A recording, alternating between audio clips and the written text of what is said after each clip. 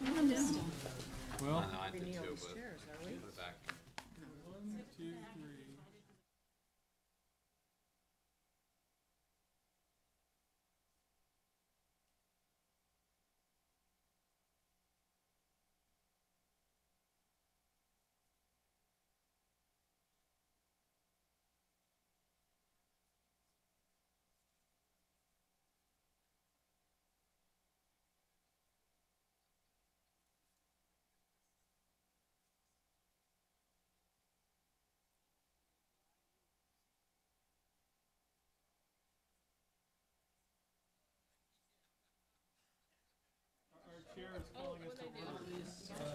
Meeting of the Commons to order.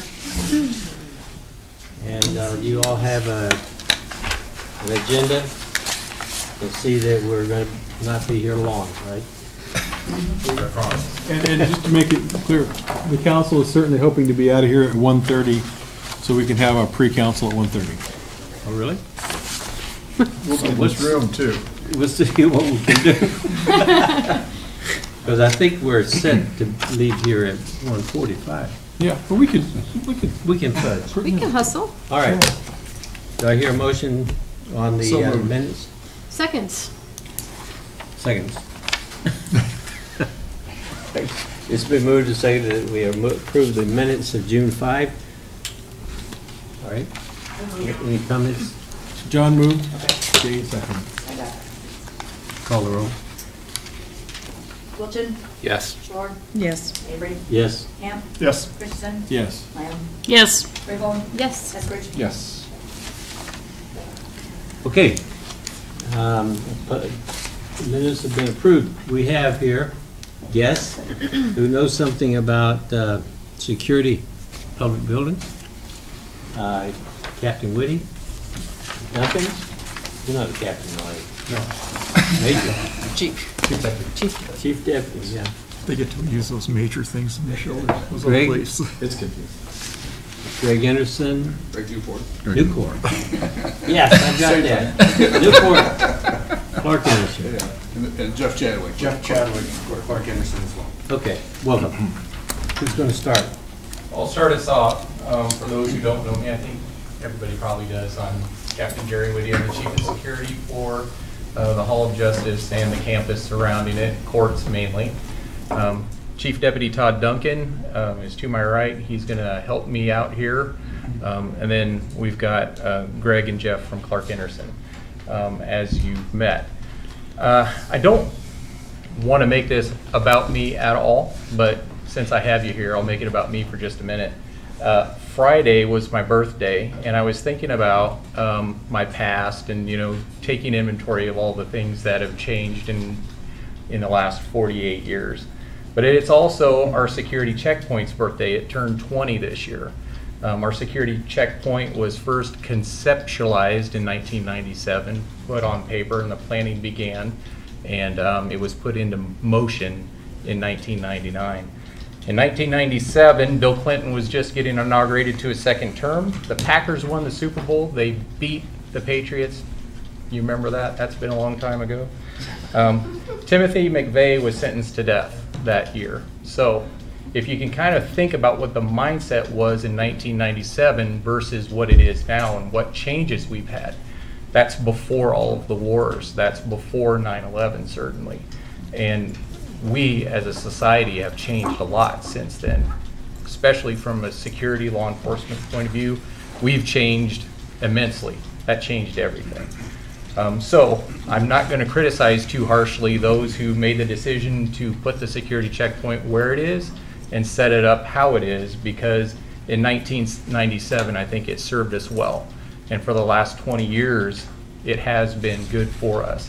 I think the idea of putting the security checkpoint in there to begin with came from 10 years prior to that. There was a gun that was introduced into district court, and a escape was nearly hatched. Long story short, we got lucky. We had deputies in the right place at the right time. They were able to put an end to it, and from that point on is when the security checkpoint became an issue and something that we wanted to do down the road. Those who are on the building commission have seen many of these things that I'm about to discuss, but As you know, this is a TSA model. TSA, everybody's familiar with it. When we fly, we stand in line and then we go through the security checkpoint.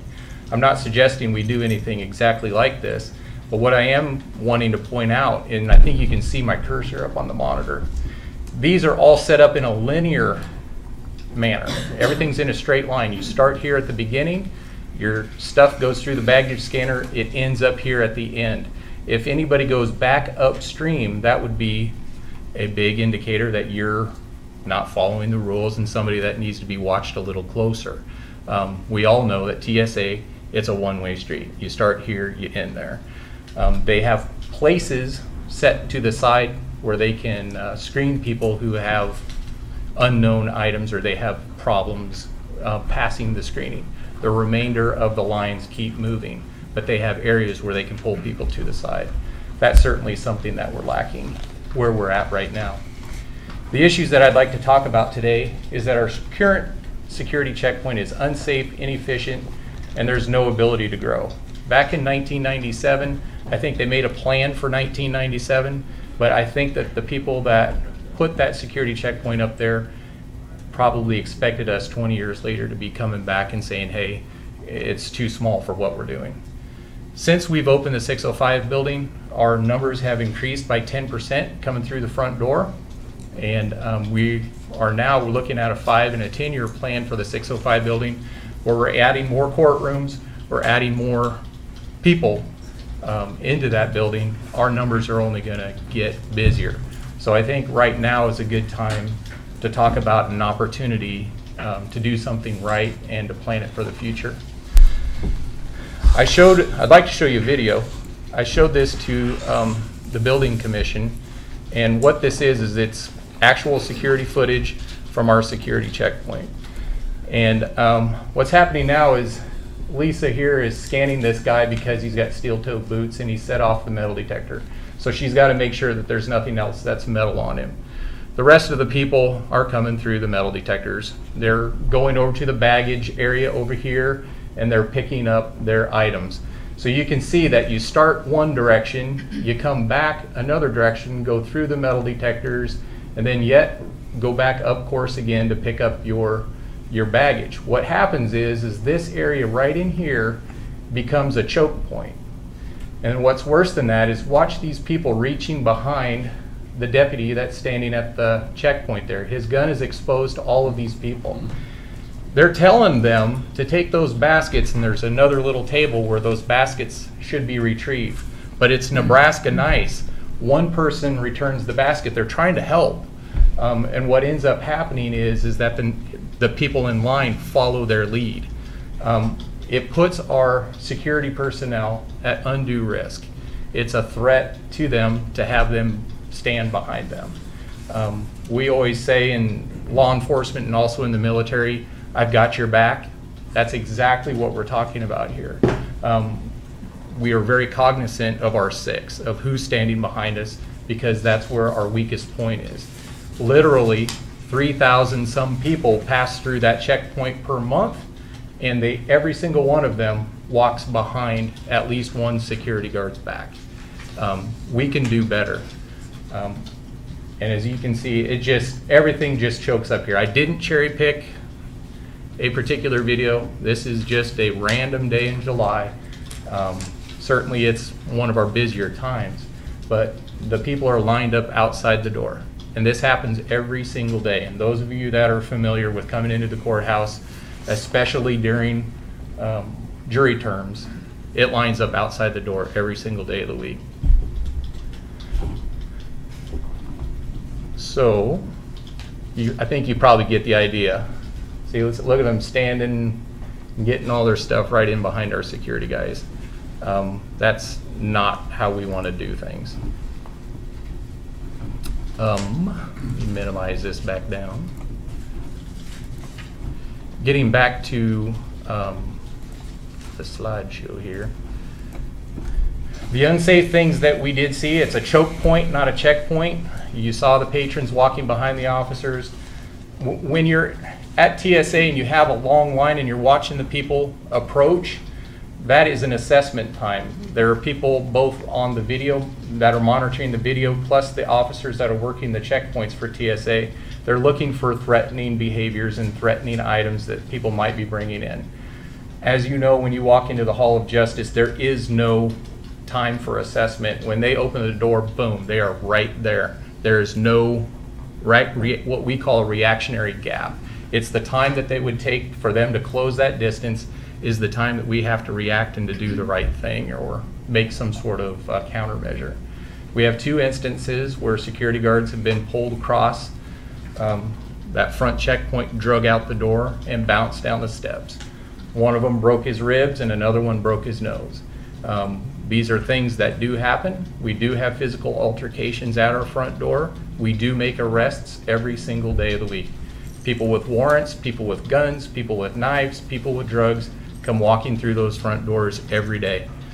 We collect about 300, just below 300, 275 to 300 articles of contraband per month that walk through that door. Generally speaking, it's knives that come through, but we do get all of the rest.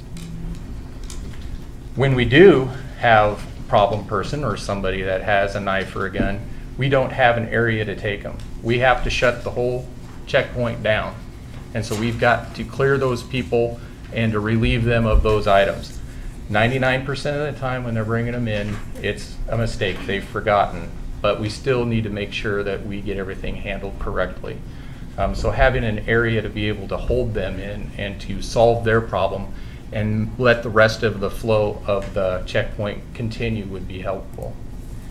It's inefficient. You saw it on this video clip several times where the line stops when one person has a false or an artificial knee or is in a wheelchair or has a stroller or has a cast. All those things shut the checkpoint down. If we had additional lanes where we can have more than one magnetometer for people to come in, that would certainly increase our efficiency. Finally, an employee entrance it's a must at this point. So we have 3,000 individual users that come in and out of our building. Certainly there aren't 3,000 tenants of the building. So we have a lot of folks, State Patrol, UNLPD for a couple of examples. They come into our building and they do business every single day of the week. Those folks have already been identified as people that are trusted. They should be able to come through an employee entrance and be able to bypass security altogether. Certainly, we have a lot of people that are employed inside of our building who are on that trusted list. Ability to grow. Again, I'm not going to say anything bad about the folks that made the plan in 1997, but we do have an opportunity. We can build for the next 20 years, or we can build for beyond that. As y'all know, a security checkpoint is an expensive endeavor, but building it in a way that maybe if we need to expand, we wouldn't have to tear the whole thing out and start over. We can just do modular components, and we'll talk a little bit about that down the road. I've already mentioned that our population is increasing in the Hall of Justice, and then I expect it to go up another 10% in the next 5 years because of the future courtrooms and offices that are going into the 605 building next door. Currently, we have no security in the County City building. We have no security in the 605 building. I think we have an opportunity here to do something for you. Some of the solutions that we've asked the architects to get involved with is giving us some engineering ideas for proper security checkpoint, having the proper equipment in there. And what I would like to be able to do is to make them expandable to all 3 buildings. This isn't a new concept. If you've been to the White House, there is a queue, there's an outside building that you pass through security, which is separate from the White House. The U.S. Capitol has that, the FBI building in Omaha has that. This isn't a new concept. This is kind of what the federal government is going to post 9/11. So if we put our security checkpoint outside the front door, we would be able to accommodate all 3 buildings. And how this is a technology solution versus a manpower solution is that if you asked me hey Jerry, today I need you to put a security checkpoint in the county city building. I would say, that's great, we've got the room up there, we can do it. I'm gonna need $100,000 in equipment, and I'll need 2.5 full-time employees to make that happen. That's an average of $60,000 a year. That's, doing the math, that's $150,000 a year in employee wages, plus whatever renovations we're gonna have to do to make that happen. The solution that I'm gonna present to you, or the architects are gonna help me present to you, would pay for itself within 10 years. And that it would only be if we did a security checkpoint in this building. I'm suggesting that we could even do a security checkpoint for the 605 building without hiring any more people. This is a current TSA setup. Again, I'll point out the linear way of which the TSA has their area set up. What I like about this is that if you can imagine this line over here on the right-hand side, that's their second screening line. They have a second baggage scanner. But if you kind of imagine that as being a wall, and we only had this line here, the people would put their baggage on the baggage scanner, empty their pockets, it'd go through the baggage scanner, it'd come out on the other end, the bus tubs end up over here, and we'd be able to return them ourselves without having people walking behind anyone. We'd be able to keep all of our patrons in front of us where they're supposed to be. We wouldn't have anybody going back upstream and picking up anything. At the end of the security checkpoint, I would put a seated officer at a desk that would be monitoring an employee entrance. This would also serve as an information desk. So the people that come through security, if they need parking passes, if they need directions on how to get across the skywalk, they need whatever, there's a designated person, information, I'm here to help you, and it's not going to interfere with the workflow and the safety of the officers that are actually inside the checkpoint proper. I'm not asking for a ton of space, but what I need is a straight line. And it doesn't have to be super wide, but just a straight line so that we can get all of our components lined up in order. So, solutions. These are the drawings that the architects have made up for me. This is an overview of the 605, 575, 555. We should be all very familiar with this. Employees park to the south, public parks to the north. We have options A, B, and C. The first option is that if you look in the red, that would be where the security checkpoint would go. If we wanted to have a security checkpoint on the county city building. So we would put it right in front of the county city building. The red that goes across the veranda there, that wouldn't be a box in real life. That would probably be something like a glass wall or fencing that people could walk across there. But they would pass through the security checkpoint at the county city building and then be able to walk across the veranda and enter into the 575 building. It does have the ability where 575 obviously is brown, and then the greenish yellow that's on the end, it could continue around, that wall could continue around over to the 605 building. It's a heck of a hike though, from 555 all the way to 605. So we could spin it around. We could put the security checkpoint near the 605 building, and it's the same concept, we would just run it in reverse.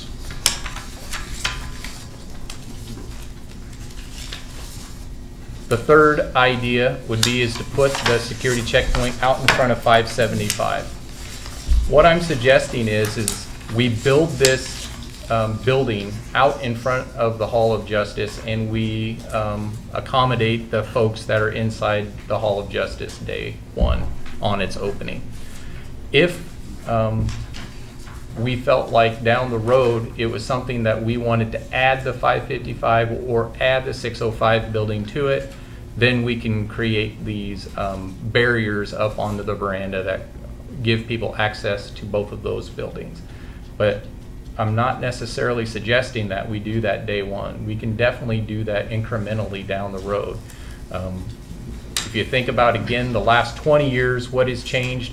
Can we all honestly think that in the next 20 years we would be able to predict what the outcome of political events and what public feeling is going to be?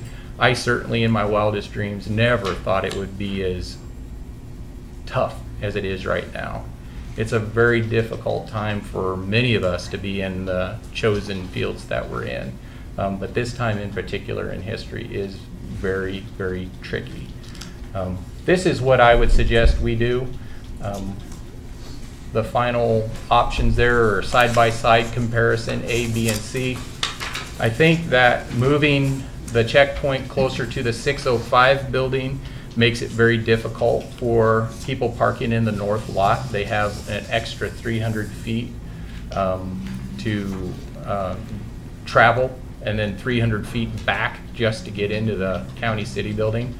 I think that would be too disruptive. I think putting it in the middle makes the most sense. 80% of the people that come to this campus are in the Hall of Justice. This building here, it's a guess because we've never really sat out front and counted them. It's probably less than 5% of the overall traffic is in this building. The remainder, the 15 to 20, would be in the 605 building. And that building's going to increase a lot.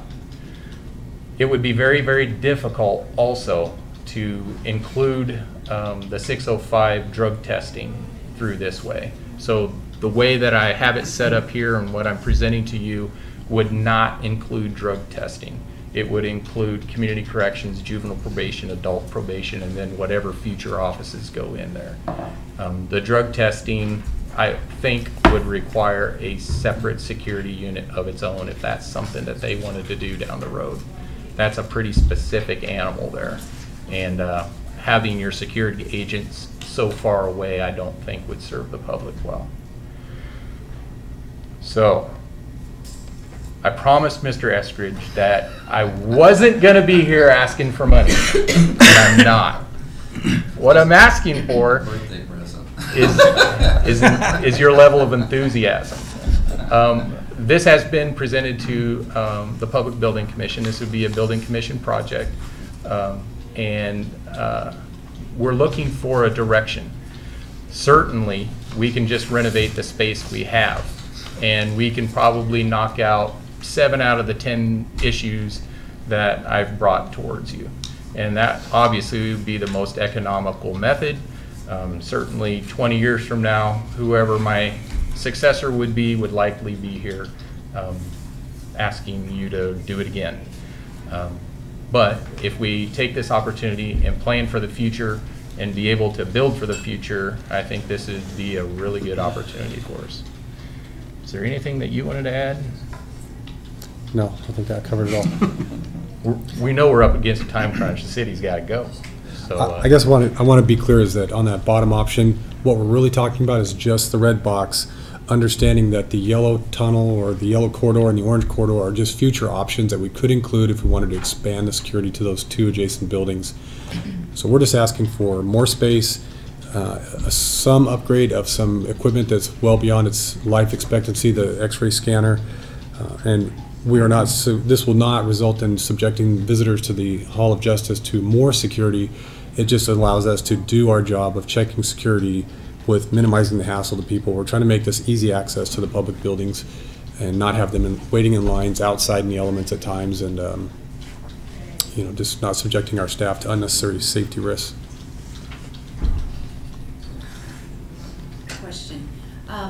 You know, this is an iconic building. I mean, Capitol Environs corridor and all of that, so I'm having trouble envisioning the big red box. Can you guys tell me a little bit more about what you would envision it would look like? It's not a big red box. No, I think you bring up a very good point, and you know, there is a lot of historic value to the facade of the existing building. Our firm designed that building originally, and I'm sure some people would be rolling over if we did anything that would be contrary to the original concept of the building. I think My birthday also was Friday. Pouring it on. And my knowledge of how the world has changed is a lot longer than Jerry's, but I think from the standpoint of security, the original building was not, that was never really an issue to be worried about. And I think what we would do as designers is to make sure that the addition to this building kept in the original concept. As you know, we as sensitive designers would do with any building, you know, that we add on to, is to make sure that we're not disrupting the original scale and pedestrian you know, feel of the building. Jeff is the designer here, so I'm going to probably let him speak to this as well. But I just wanted to make sure that, yeah, we have looked at it, and it really probably is a glass box, you know, that you can see through, and it becomes transparent in its value. Yeah, I think carrying on the same character of all three of those buildings would be vital, and really the overarching theme of this would be to connect it up with the existing building and make sure that that doesn't become something just kind of glommed onto the face. Even when it was renovated to its current state, where there are kind of three entries kind of added onto the front, again, it was carrying on those same kinds of ideals that were done in the original plan. Yeah. So no colors. No bright colors. Trying to integrate that in with the fabric of the glass along the face. Certainly we've got a lot of work to do in order to get ADA accessibility, to get the security measures that we've talked about, and to get something that really fits that would be on the front of the building. I guess I'd like just to add, we did talk to Ed Zimmer about this particular solution, and originally his feeling was we should do either A or B to take it off the center of the building. But as we looked at how A and B are functioning, I mean, beyond just the appearance, but the actual function of what happens there, you are creating some issues with pedestrian access to all three buildings, because you're increasing the distance for people to walk from one end to the other, and that probably is not, you know, a solution that most of the public would like to see. I think they probably prefer to see the option C as the way to get into these three buildings eventually. I think it's critical that when you look down Lincoln Mall that you're looking at that main entry rather than kind of around the corner. Thank you. Okay, so as I look at this, I'm trying to envision this tunnel eventually, and whether it's glass or whatever whatever it's built. How, if you have to evacuate the three buildings, it looks to me like there might be some safety issues there. So is the plan to actually have some kind of exit that can be triggered in those areas, or?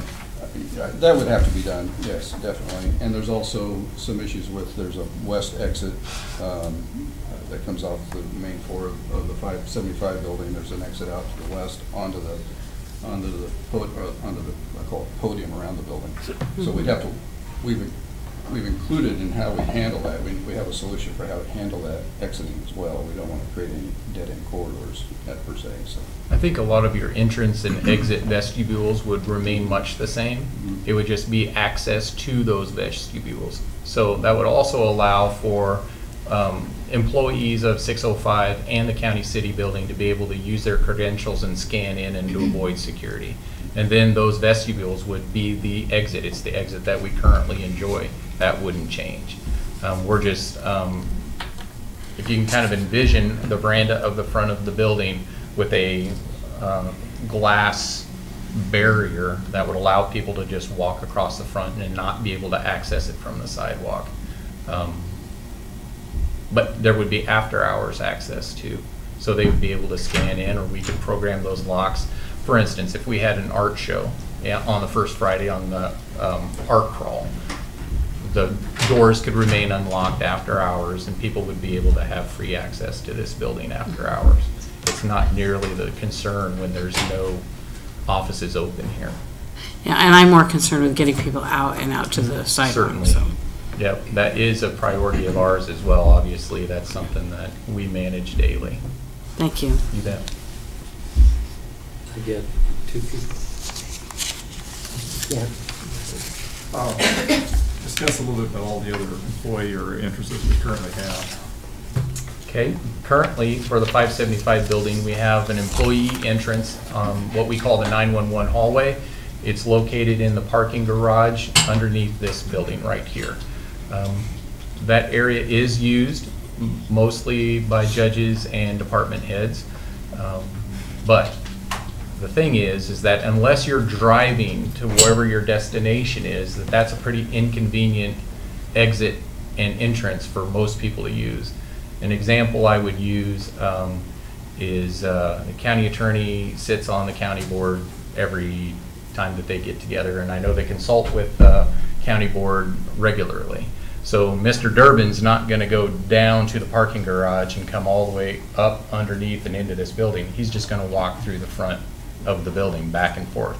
So Mr. Durbin may go in and out of this building 4 or 5 times. And there's a lot of other folks with the same sorts of issues. If you go across the street and get a cup of coffee, if you go across the street and you get a sandwich and a salad, you're going in and out of our front doors.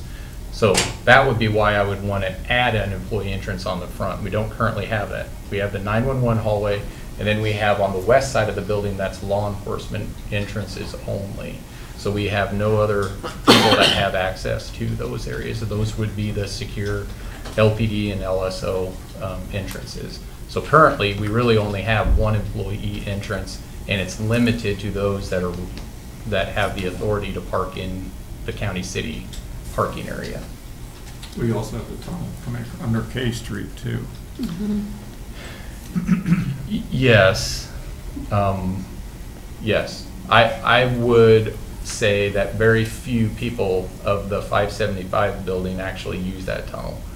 I think most of the people belong to this building. There are some. I used to park over there. Me too. So, yeah, there are some. Mr. Iskris? Thank you. All right, I'm a little confused. So is what we're talking about here simply replacing what we have now in the Hall of Justice? Yes. And not adding a secured entrance to the rest of the campus? Correct. Okay. So if given the proper space in the front of the Hall of Justice, I would be able to put in a engineered checkpoint that would be efficient enough that we would be able to add the traffic from County City building and 605 building without adding any more personnel. It would be that efficient.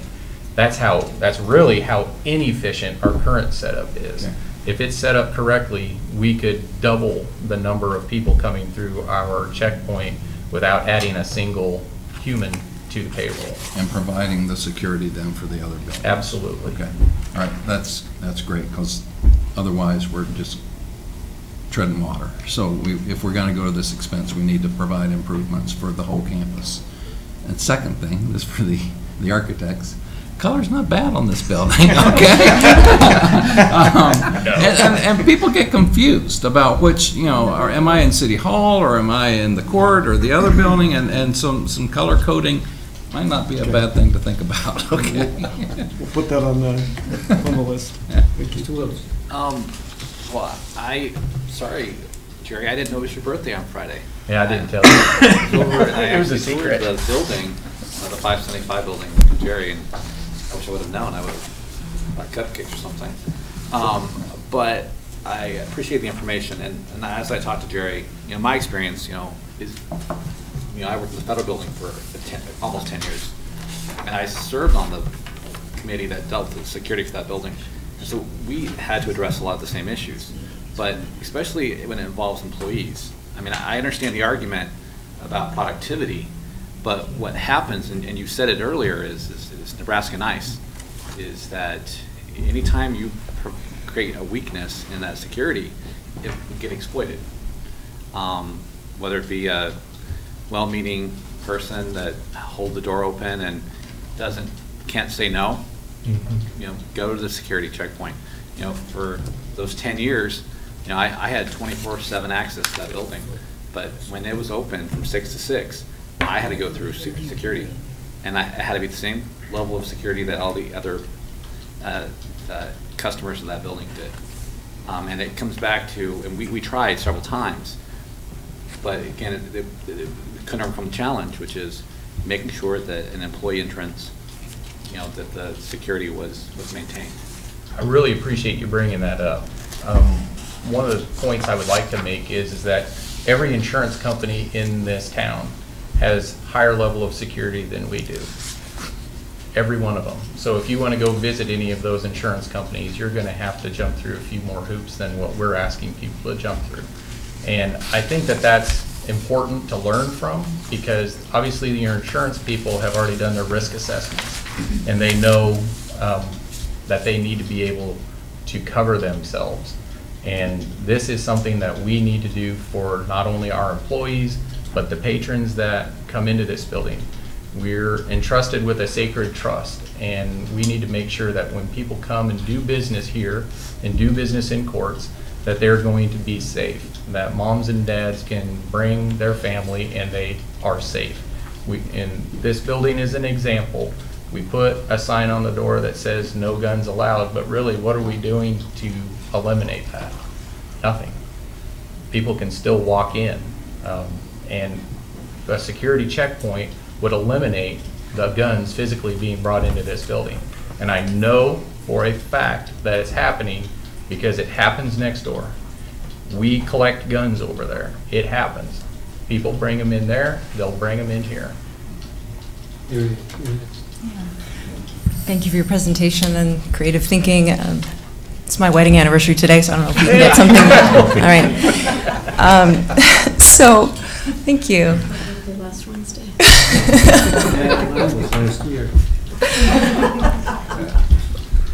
What do we know about potential costs for option C? Do you have any rough estimates for us? We have done some rough calculations, and I just expressed to Jerry this morning that I'm finishing it up. It'll be between 2.5 and 3 million, I guess, to do all 3 buildings under one option. One option.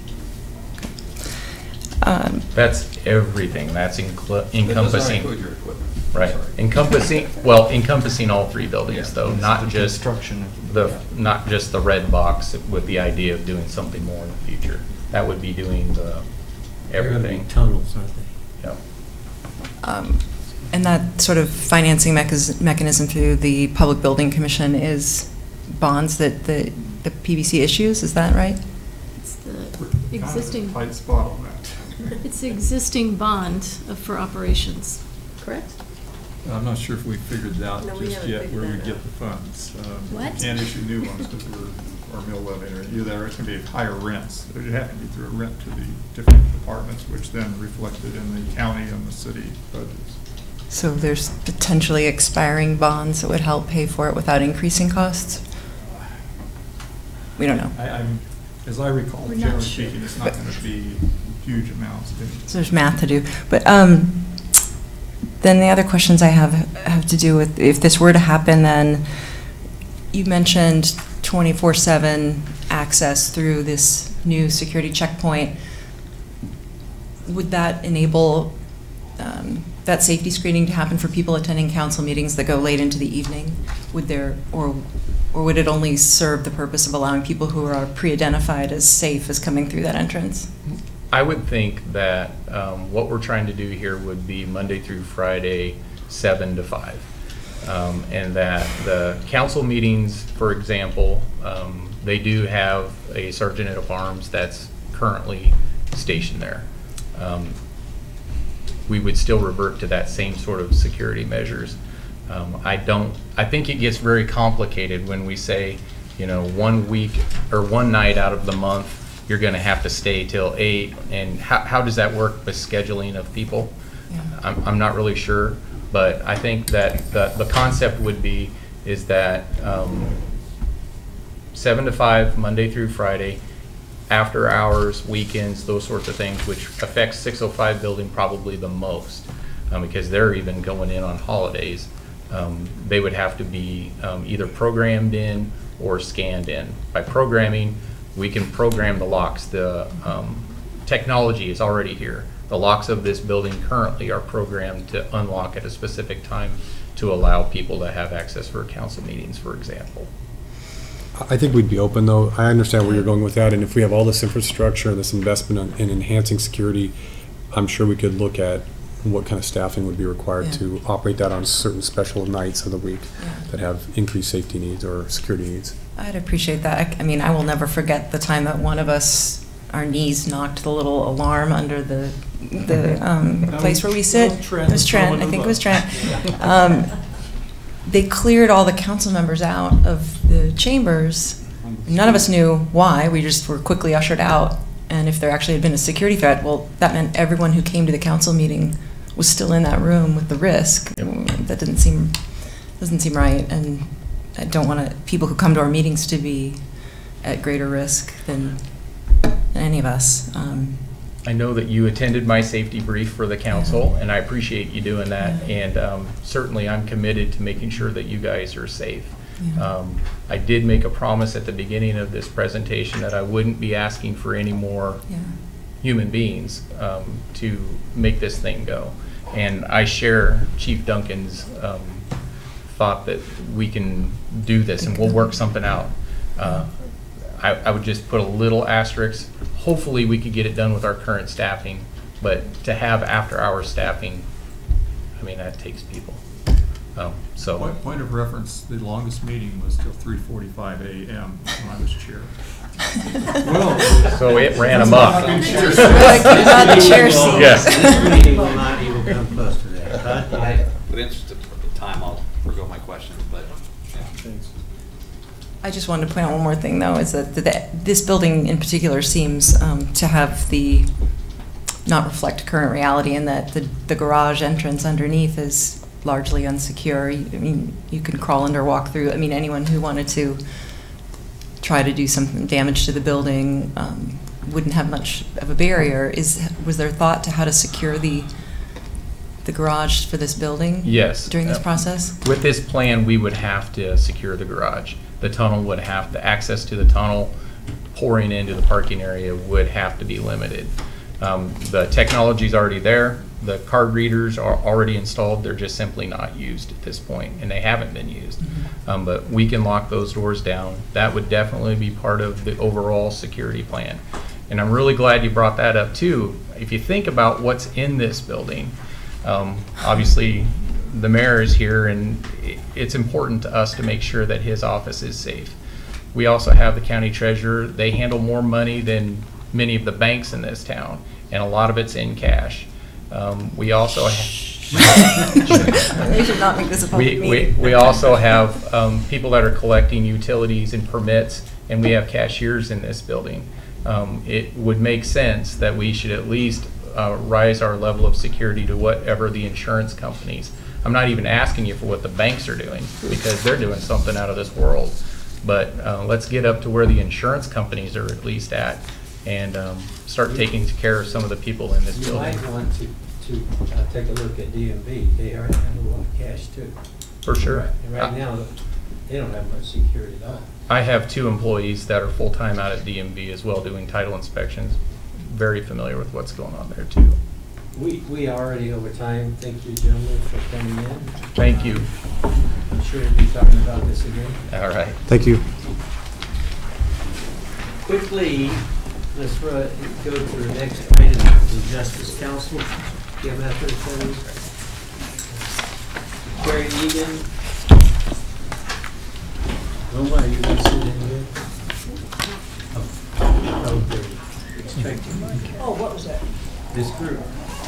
Oh, I'm not sitting I think we can handle this pretty quickly. I think the memorandum of understanding is probably the document that, for purposes of this body, is what we need to address.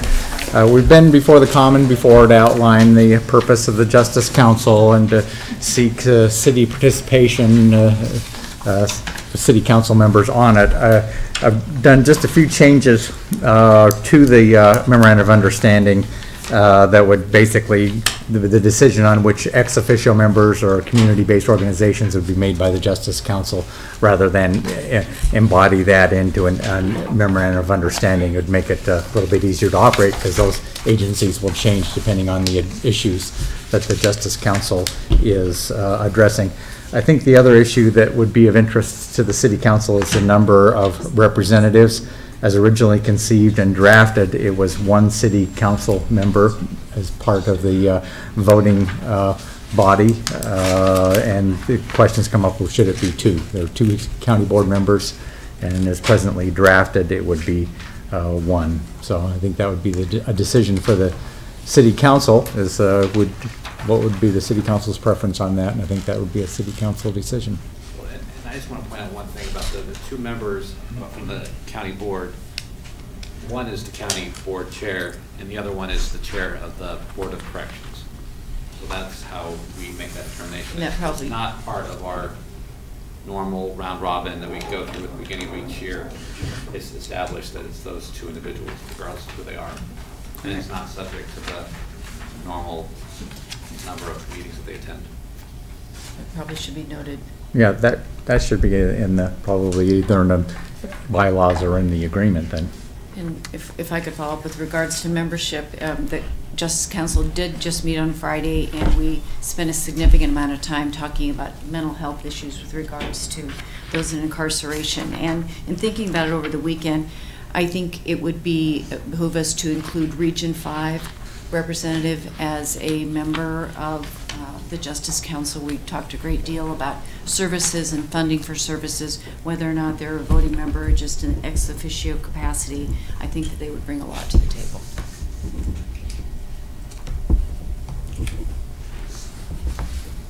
You have more, Carrie? No, that's really all that I would have, and there'll be some changes to the bylaws, so we'll have some core organizations, which Kim Atherton especially says these are the people she works with the most, but the Justice Council would have discretion in the number of community organizations that would sit ex officio. Yes, could you give us a timeline of different steps that need to be taken beyond this meeting, please? And I think that for the memorandum of understanding, in speaking with Jeff, it would require a resolution of the city council to approve the memorandum and then signature by the mayor. So the next meeting is scheduled for the first part of February. So it could be, I think it's February 4th, the first Friday of every month of quarterly meetings. So it'll be the first Friday of February, and then it's at 7:30, and it's in Community Corrections Conference Room. And they are open meetings, so anyone They is... are open meetings. The county clerk at this point does attend to take notes, take minutes, because it is an advisory committee to the county board. Now, whether or not that becomes an issue for the city council, I don't know what your rules are, laws pertaining to the city council, but because we do refer matters to the Justice Council, we have to have a county clerk there, and it is an open meeting. Just as long as I'm sure Jeff would, Kirkpatrick would address it, just as long as there's some recording secretary present. We have that covered. And then, so Carrie, going back to John's question, so if the city council wants to review and discuss whether it should be one or two city council members, when would we need to get back to you with that decision, since the next meeting is not till February 2nd? Well, it would be when the city council wanted to address it. It would be nice to get this wrapped up, but there really would be no timeline that you would want. We would like to get it wrapped up before the next Justice Council meeting. Any other comments? I'll entertain a motion to So adjourn. moved, we adjourn. I don't, Phil Tegler is here, and I thought maybe he was gonna be speaking to the bridge. Was that not part of the agenda? No. Okay, all right. So next week, I'll make sure. Been moved and seconded that we adjourn. Call the roll.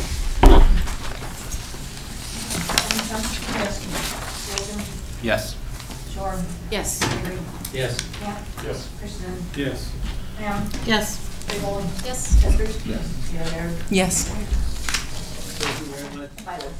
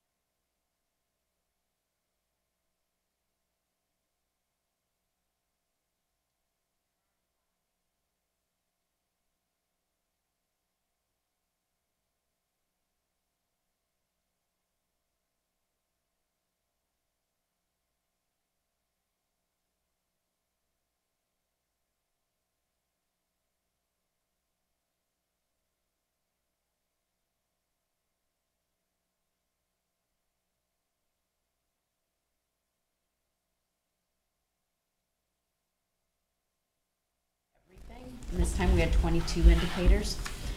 Then the survey goes into more specific areas of focus, like more detailed questions about neighborhoods and parks and public transportation and so on. So we'll go into those. And then beyond satisfaction, there's a bunch of results relating to how much residents know, their health habits, their exercise habits, and so on. So then we'll go into those. In terms of the big picture, we'll talk about like lists and lists of services that increased or decreased in satisfaction, things that were rated high versus low, overall satisfaction. The big picture, though, is quite good.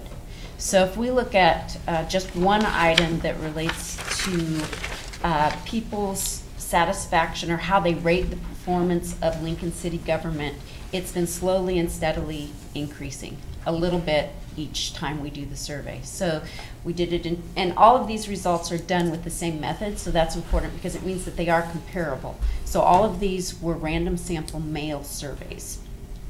The ones in 2010 were via the phone. I've left those off just not to confuse things because there are known differences between phone and mail surveys, but all of these for the last 5 years are using the same method with minor variations. The public consistently is rating city government between fair and good, but increasing slightly every time we do the survey, from 269 to 278 to 289, and those are statistically significant increases. There are many areas of satisfaction. So on this survey, when I tried to add up those 22 indicators versus all the little indicators, I came up with 88% of them being significantly above neutral, meaning on average, residents are more satisfied than dissatisfied. There are a few areas of dissatisfaction. When I did the same thing looking for things that were significantly below neutral, we came up with 5% of the items. So overall, good reports. There are also many areas of increased satisfaction. So regardless of whether they were high or low on the scale, did it increase relative to 2015 and did it increase relative to 2012? Between 52 and 53%, depending on which comparison you're using, were relative increases, statistically significant compared to the past. But 10 to 16% did show decreases, and we'll go into those details. But so the forest is, it's a pretty good report. It's not a bad report card at all. All right, now getting into the nitty gritty. The one difference between this survey and past surveys is that we did up the sample size. We did twice as many of the samples so that we could better generalize to the district level, not just the city level. So always before we used a simple sample, random sample survey that was only at the city level, we'd send out 2,000 surveys. This year we sent out 4,000 surveys, 1,000 to each district, so that we could start looking at whether or not there were any differences between districts. How many were returned? More than 12,000, or sorry, more than 1,200 surveys were returned. Was that proportional to each district? It was not. We would have to go back and do some additional analyses to find out how response rates differed by districts, because this is the first time we've kept track of districts. Actually, we'd have to look at zip code as opposed to districts because we don't get district information before, and the data is rather randomized. But in general, the northern districts are both less satisfied, I'll talk about that later, and less people respond than the southern districts. The response rate overall, however, was pretty much identical to 2012 and 2015. We always get right around 35% in each mail survey, and we got 34% this year. So it was very, very close in terms of the citywide. All right, so the demographics of the people who actually responded, again, these were very similar also to past years. We always get more females than we do males returning the survey. People are instructed to have the person with the most recent birthday return it, but the fact is that more females respond than males. The education levels of the people who respond are generally higher than Lincoln as a whole, and whites are generally always overrepresented relative to Lincoln as a whole. So this year we had about 97% white instead of what we might expect, 82%, if it was truly getting equal responses. And the ages are generally older. And in this survey, District 4 had the youngest respondents, and District 2 had the oldest respondents. People were generally in their 50s, or on average, sorry, in their 50s. Okay, so to look at the results, this graph to the right kind of shows how the responses fell relative to neutral. That's the middle bar. And as you can see, except for street maintenance, all of them were pretty much, neutral or above. We had 22 areas this year. 22 were above, 20 of those 22 were above neutral. Overall quality of life was the highest rated area of rating. Police, fire, and emergency medical services were at or above 4.0 on a 5-point scale. So ranging from possible low of 1 to high of 5, they were above 4. The increases, 10 of 19 areas increased over the long term since 2012. Snow plowing, city streets increased the most, followed by some economic questions related to employment opportunities, job creation, and economic development, which rose 0.32 on average, and recreational opportunities was the next highest increase. So now my animations work. Okay. Sorry, they didn't work before, so I wasn't using them. In terms of increases since just 2015, we had 11 of the 21, and the reason the denominator differs is that we only had 19 areas that could go back to 2012, but we had 21 areas that we could go back to 2015 because we edited the survey a little bit over time. Sewage stormwater was the highest increase since 2015, but you might remember that last time I gave this report, sewage stormwater had gone down, and I think I showed pictures of a flood that had happened right around the time of the survey. So we kind of felt that was a blip, and now it's bounced back up, as you might expect. Snow plowing also increased since 2015, and easy bike travel and safety and security were among the higher. Do you think the fact that last winter was pretty mild, almost no snowfall, that had an impact? Well, Mr. Christian, you bring up a good point about all of this. For instance, one year we had real bad marks on street maintenance. We brought people into a room after we'd fixed more, I think you may even remember this, it was a few years ago. We'd fixed more streets than we ever had before. We kept saying to them, well, what's the issue? And they looked us in the eye and said, you tore up all the streets at the same time. So you're kind of damned if you do, damned if you don't on some of these things. But anyway. Did you say the time frame that you did the collection of this information? It was between July and August, and it was the same in 2015, between July and August, about mid-July to mid-August. Okay. Don't worry a lot about snow in July and August. True. So it does help if you ask about it at about the same time of year. To move into the where the lesser satisfaction happened, there were only 2 areas that were at or below 0. Street maintenance was below, and as you can see, it's always been below in each of the surveys. Ease of car travel is right at neutral. Right now, it's neither above nor below, and number of unsightly properties is above neutral, but very, very slightly so it was the 3rd lowest.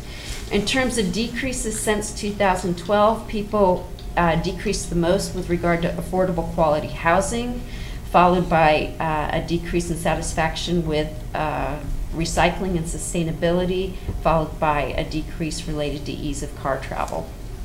And you can see that ease of car travel, although it's at neutral, it is ever so slightly below neutral in terms of its numeric sense.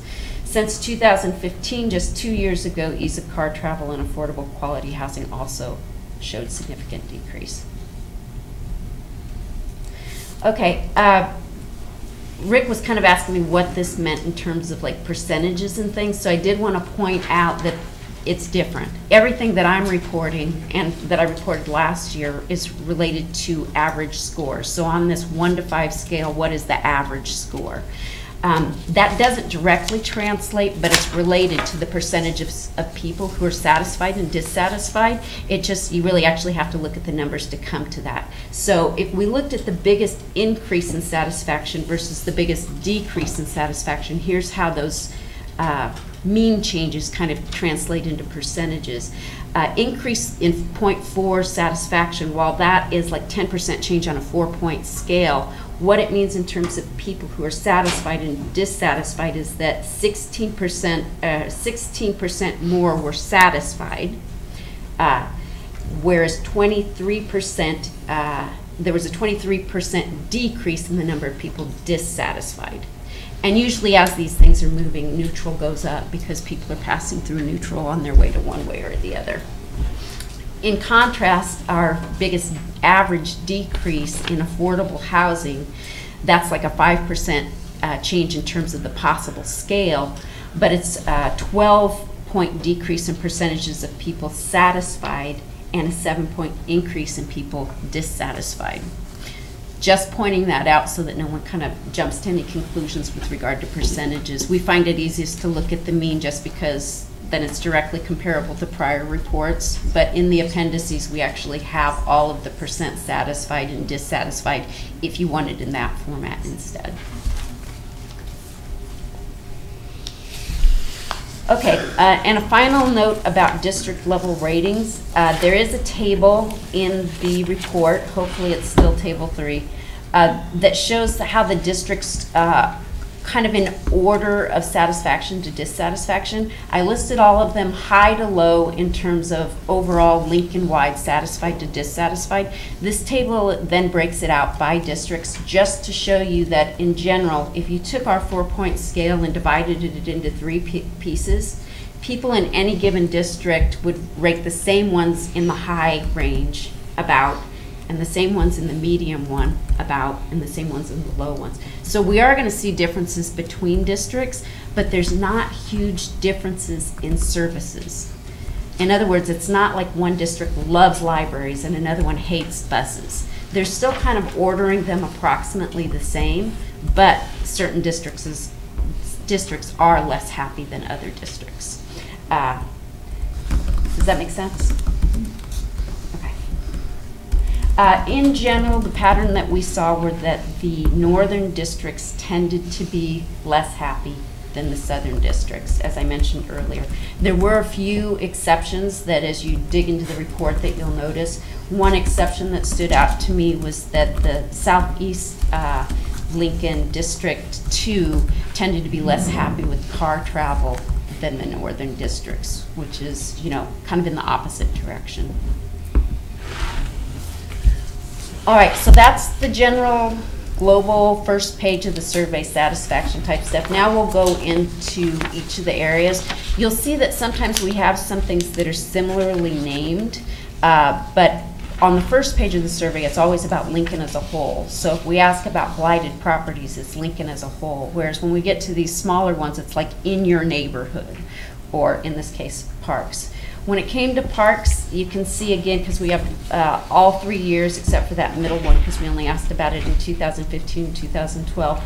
Things the ratings of the different aspects of parks are in pretty much a similar order. All the ratings are significantly above neutral, registering more satisfaction than dissatisfaction on average. Public gardens, overall quality of parks, and natural areas are rated highest in terms of people's satisfaction. There were no increases over the 5 years from 2012 to 2017. You can kind of see a pattern with all of the responses where there's a tiny little dip and then back up that kind of gets rid of those increases. Because of that dip and then rebound, there were, as you can see, 5 significant increases since 2015. The least satisfaction was for median and boulevard maintenance, followed by park maintenance. Again, that's pretty consistent with prior years. From 2012 to 2017, there were decreases in satisfaction with public gardens. That's the one that's rated highest, so it's already really high. It's kind of hard to go much higher. And there was a decrease in median boulevard maintenance, which was among the lowest. So we had something very high decrease and something very low decrease. No significant decreases, however, since 2015. All of these you only detect over the 5 years. When it came to neighborhoods, again, all ratings were significantly above neutral this year, so the purple bars are this year. Safety, appearance, and unsightly properties were people rated as highest in satisfaction with regard to how the city's doing with those. From 2012 to 2017, we saw increases in 4 of the 6 areas that we asked about. The largest was, again, snow plowing. So before it was snow plowing for Lincoln as a whole, now this is snow plowing in your neighborhood. Also an increase in unsightly blighted properties. From 2015, there were also 4 out of 6 areas that increased. The largest, again, was snow plowing, followed by a number of unsightly blighted properties. The least satisfaction is still for snow plowing. It's just that it's now significantly above neutral instead of at or below. The next lowest rating for neighborhoods was sidewalks and then streets, but there were no decreases on any indicators since 2012 or since 2015. Lisa, again, how many went out for responses? And numerically, you have 2012, 15, and then this year. So about 1,200 this year, I believe. And about 600 each of the prior years because we had the same response rate, but half as many sent out. Does that have any bearing, especially 2015 here? What it does is it increases the power, so we're able to find statistically significant differences easier this year than in prior years. So a difference from 2012 to 2015, we'd be less certain whether it was a real difference or not. Size shouldn't matter, but just whether or not we say it was significant in terms of, yeah, we're pretty sure that's not just a random blip. But the size of it, you should be able to compare across relatively easy because it's still an average. Okay, when it comes to library use, we're seeing consistent across all 3 surveys that about 70% of people don't say they don't use libraries. In other words, they do. So I based this on people who said they didn't use it at all, just because that was kind of the simplest single number to look at. And we have about 30% of people each year saying, I don't use it at all. Very little to no change over time. Between districts, there are differences in terms of that percentage of people who use or don't use it. It's least used in District 1 and most used in Districts 2 and 3. So we have the southern districts that are using it more. The most endorsed reasons for not using are that people say they use the internet at home for research or because they buy their books and other materials, so they don't need the library. District 4 residents, however, were least likely to say that they use the internet at home. When we asked about satisfaction with libraries, we only asked that 70% subgroup who actually said that they used them, or rather didn't say they never used them, to rate the quality of library services. So this was a ratings of about 900 users instead of the about 1,200 users. For these folks, all of the ratings, again, were above neutral. Comfort, cleanliness, overall service, these items were and item availability, all of those 3 service type ratings were above 4. There were no increases from 2012 to 2017 or from 2015 to 2017, but again, the ratings were pretty high. So least rating or lowest satisfaction ratings were for the hours and the website, but as you can see, they're still pretty high, 3.8 and above. There was a decrease, a 5-year decrease from 2012 to 2017 in terms of overall service. You can see it's slight, but again, it becomes significant when you have a big sample size to make you more certain that it's statistically significant. And no decreases since 2015. StarTran use, we're seeing less use over time. So it's not maintaining a steady usage rate like libraries. In 2012, we had an 82% of people saying that they did not use it at all. 2015, 85%, and in 2017, now we're up to 89% saying they're not using it all. The least use is reported in District 2. The most use is reported in District 4. The reasons for not using have remained pretty consistent, haven't changed a lot. They're allowed to check more than one answer. They don't have to just choose one, but 93% just say they prefer to drive rather than ride the bus. The next highest is much less. 30% say the commute is too long, and 27% say schedules are not convenient. Do they have to pick one of those, or could they choose? They could choose more than one. So now we have a much smaller sample size, which makes us a little less sure, because again, we only asked about satisfaction if people rode the bus. This is only about 200 users as opposed to the 1,200. People are, not unhappy. You can kind of see the pattern though across the items again is that it declined in 2015 and we're kind of on an upward trend now since 2015. 5 of the 8 ratings are significantly above neutral. Driver courtesy, overall safety, and cleanliness are rated the highest. Due to that kind of dip and then rebound, there's no significant increases from 2012 to 2017. 2015 to 2017, we did see a significant increase in satisfaction with driver courtesy. With regard to less satisfaction, there were some items that were not significantly different from neutral. That was hours of operation, areas served, and how often buses come. So in a numeric sense, they look like they're slightly above neutral. In a statistical sense, we can't really say they're different than neutral. Despite those decreases that we saw from 2012 to 2015, now we don't see any significant decreases if we look at this year relative to either of the 2 prior years. So like I said, we're kind of on an upward trend, but it hasn't reached statistical significance. I'd just like to say, I think that's somewhat remarkable. Keep in mind, we had major changes to the bus system. And the last time we did that, there was some dip, and that's natural, okay, and then it comes back up. But the dip did not seem to be very significant this time around, which is fortunate, and I think a compliment to the city staff and the elected leaders who shepherded that change. So kudos to all of you. How would you relate that back to your prior slide that said from 2012 to 17, it went from 82% unused to 89%? Yeah, so basically people are using it less, but those who are using it aren't less satisfied. So, but we don't ask the satisfaction questions of those who say they're not using it at all. Okay, with regard to zoning, we see this year that 36% are saying that the city is properly planning. Now this is a different sort of question. It's a multiple choice, so they can only choose one. We give them 2 reasons to dislike the city, and we give them 1 reason to like the city.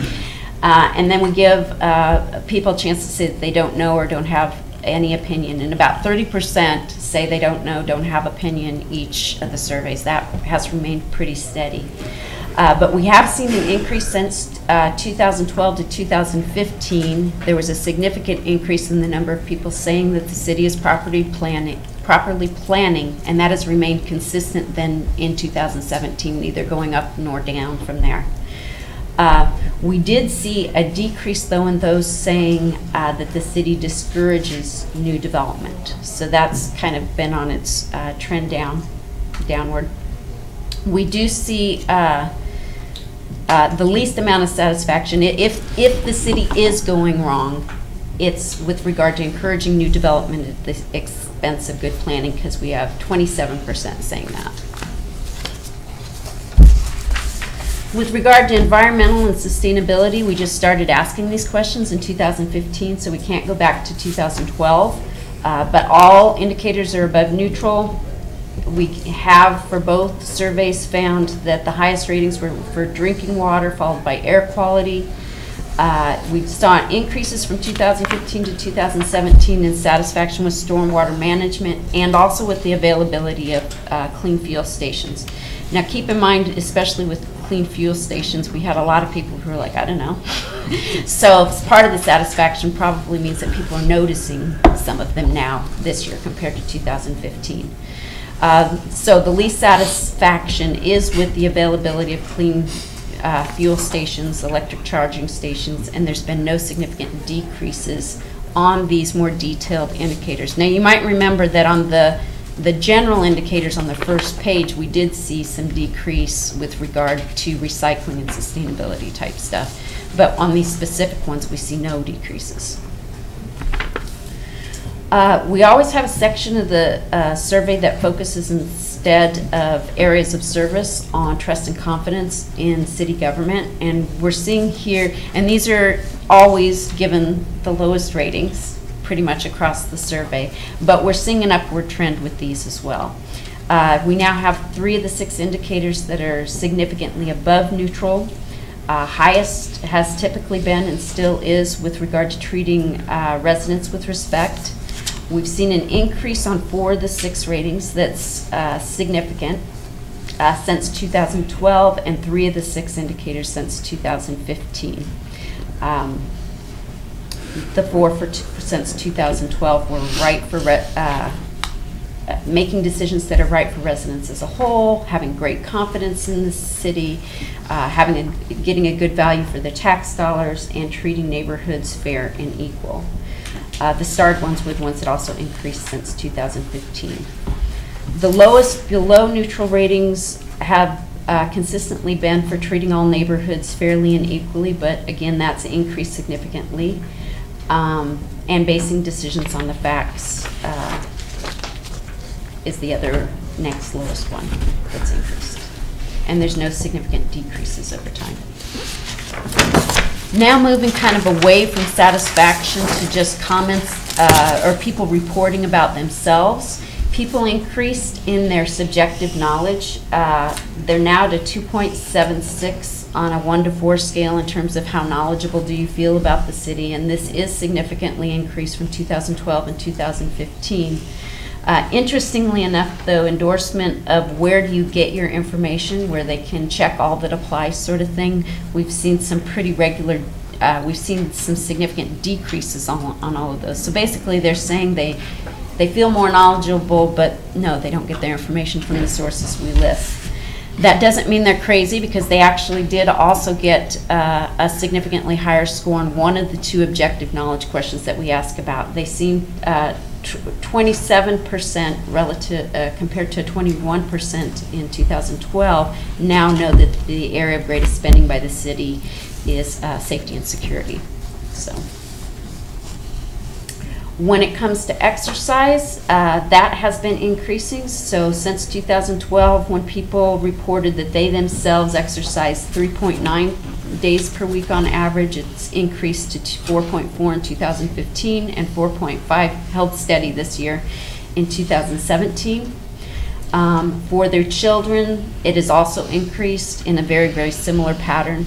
4.9 days in 2012 to 5.3 in 2015, and then held steady at 5.4 days per week in 2017. And we didn't see any difference in self-reports by district on those. With regard to recycling, that is up significantly since last time, and we only asked it in 2015, not in 2012. But 64% indicated that they either paid for or dropped their recycling off in 2015, and now that number is 69%. It seems to be an increase due more to paid services as opposed to dropping it off themselves. 31% paid in 2015, 37% in 2017. A smaller increase among those who take it and drop it off, 40% versus 43%. We did find some between district differences. District 2 seems to recycle more and pay more.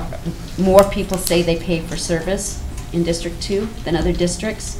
But there were no significant overall differences in terms of use of drop-off sites, although District 1's rate was numerically the highest. And I think this is the final section. We added some questions related to social capital to get at how people feel connected to their communities, how much they trust other neighbors, and how much of a sense of belongingness that they have, as well as asking them about ways that they engage with their community. So we don't have any comparison thing for these, but the numbers look pretty good, pretty high. Social capital is this measure of social resources of people. We generally see people say they trust their neighbors and they trust people in the city more so than they feel connected to them, which isn't a surprise because that takes kind of an extra step of feeling to feel connected to people. They tend to trust and feel connected to people in their neighborhoods as opposed to the city at large. Well, not as opposed to, but to a greater extent than people at the city as a whole, which again is to be expected because you tend to know your neighbors more than everybody in the city. We did see an interesting difference though for District 4, which gave slightly higher ratings to Lincoln as a whole than to their neighborhoods instead. And the most frequent ways, ways of engaging were through religious services and volunteering, followed by participation in clubs and community projects, and the least way of engaging was through public meetings and political rallies. So, it's a good picture overall. We do see some increases, we do see some decreases. Probably don't need to read you the conclusions, it's what I just said in the big thing. We did think, we are discussing, like Rick was asking me, what areas do you think we need to dig into more? Here are some suggestions. We could dig in more to some of the between district differences. That would be an area. People still rate treating neighborhoods equally among the lowest. We could find out both why it's increased and why it's still the lowest. We could look into some of the transportation issues, given that streets continue to be related to below neutral. Are we, as Rick mentioned, are we doing too much, doing too little? Could look into ease of car travel since it's decreased, and that STAR trend decrease, it would be nice to know again why the ratings look okay, but usage is going down. And then, as I mentioned before, there's sort of a disconnect between recycling and sustainability ratings overall versus some of those other indicators that showed no decrease. And I'd only point out there is a second piece to this. We are going to then do an online survey to follow up on a couple of these topics, just to get a little greater in-depth look and ask some more penetrating questions on some of these issues, see if we can get some explanations for some of the ratings that weren't necessarily as positive or had decreased over time. From this list or your review of the survey, which by the way, I emailed to you just a few minutes ago, the entire survey. Do you have any ideas and some things you'd like to follow up on, or some ideas about what you'd like more information on? Please let us know before we get to the second half of this. Okay. Thank you very much. Time to just move on to our next meeting? Yes. Okay. Thank you. Thank you. All right. We'll begin our directors and organizational meeting. And do you have any adjustments to our